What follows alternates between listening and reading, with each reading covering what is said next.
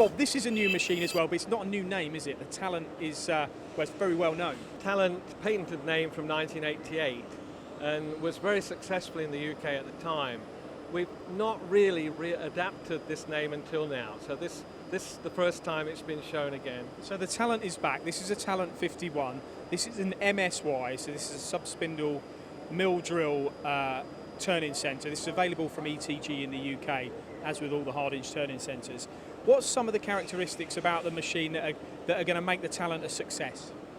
Well, the design of the machine harks back to a family of machines which we call a flying wedge.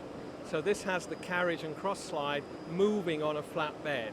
This has been a very, very stiff design in spite of criticism. However, it's proven over time to be very stiff, very accurate, very rigid. So we've brought that design back into this machine. That's important. Okay, now this is a 51mm bar machine. It's a multi-axis machine. Where's it going to fit in the marketplace? Where are you aiming it?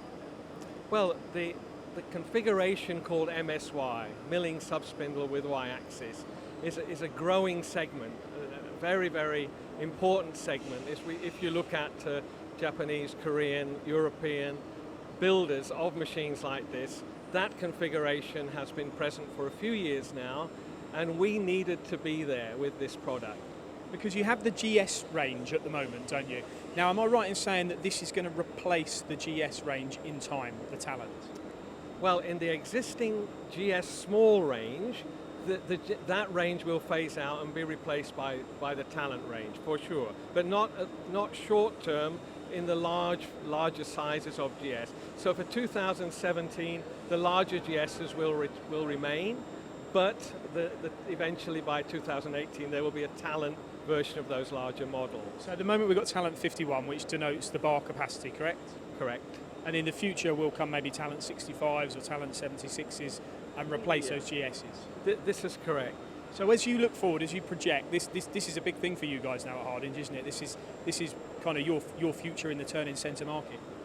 Well, the size segment has always been at least 60% of that segment, single turret, don't forget. And so the MSY as a component in that segment is vitally important for the future, vitally important for the present. So we've arrived with it now. Now you've got a BMT turret on this, but some of the GS models have a VDI. Where do you see the differences between those two turrets? Very interesting how, okay, BMT is the leading turret design to fit these days. However, as we push into Eastern Europe, there's a lot of traditional VDI that will take time to change and migrate to BMT, in spite of the advantages of BMT. Put a lot of attention to detail on the design of this. It looks neat and tidy. It's very tidy. I've seen the machine for the first time this morning at 9 o'clock. We're now at 1 o'clock. And I've been totally impressed with the look and feel of the machine, how smooth it is. Is the window standard, a big window? This is a new big window. We've not had a window of this size on these machines before. The H51 behind me has an even bigger window, but the machine has been designed very ergonomically.